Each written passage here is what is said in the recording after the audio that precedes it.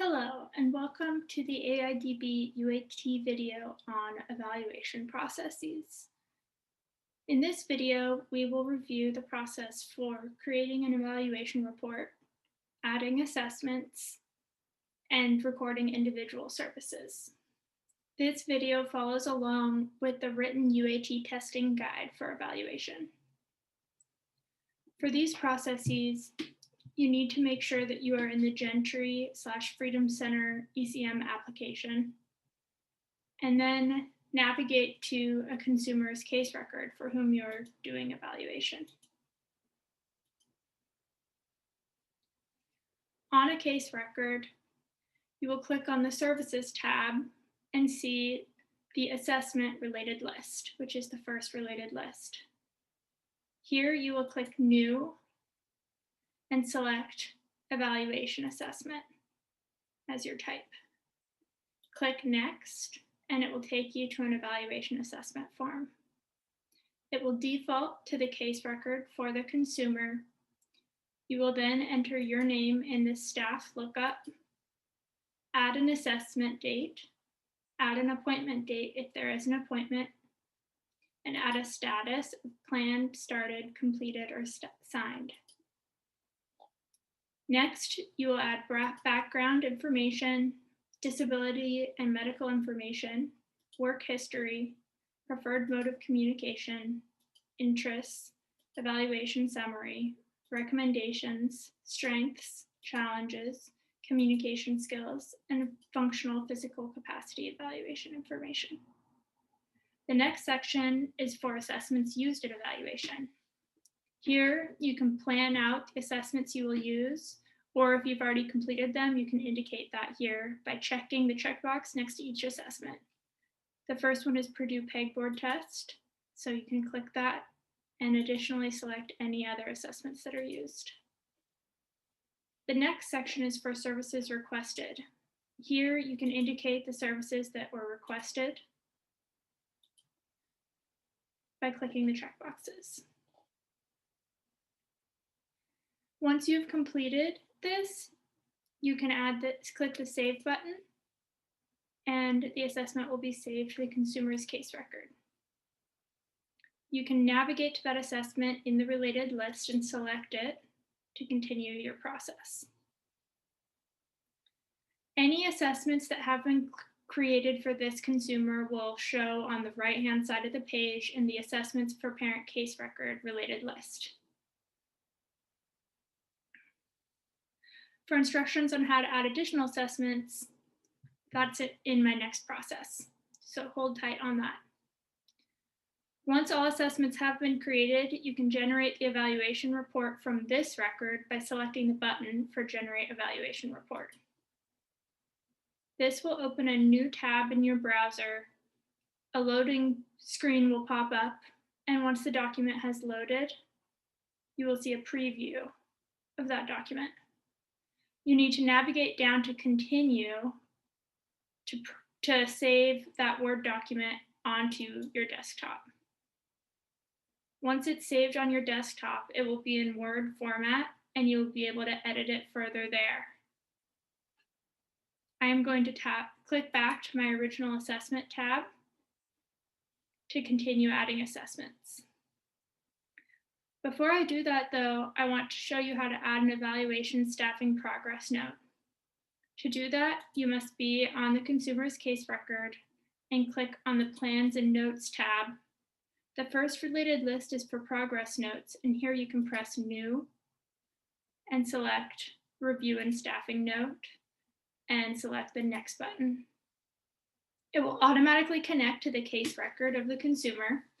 You can add the date that it occurred, enter your name in the staff lookup, and select a note type of one-on-one with staff, one-on-one with consumer, program review, or staffing.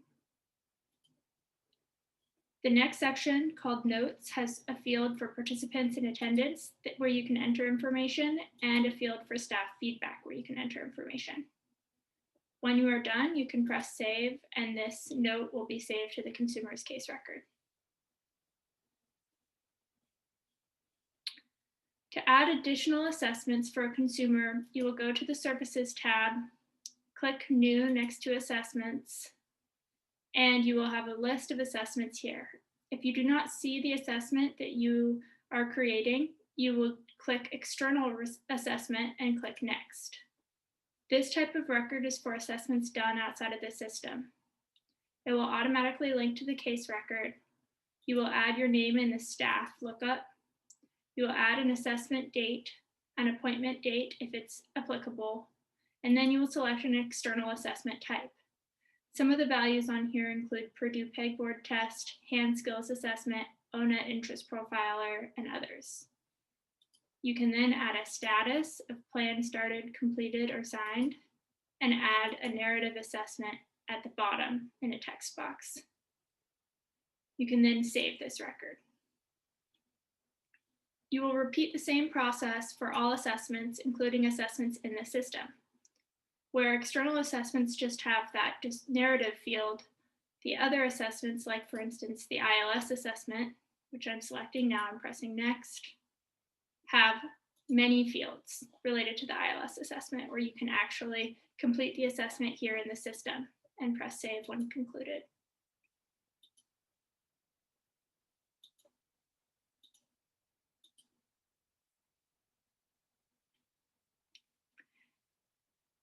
To add those assessments to the evaluation report, you will click on the assessment and select the printable view button in the upper right-hand corner. This will open a new tab, which you can then print, and it will save as a PDF on your desktop. You can then drop that PDF into the Word document itself or into a PDF version of the evaluation report once that has been saved as a PDF. If time spent on this assessment can be charged to ADRS and the consumer is not scheduled in an evaluation class at the time, you will need to create a service entry. To create a service entry, you will navigate to the consumer's case record and select the button Record Service in the upper right-hand corner.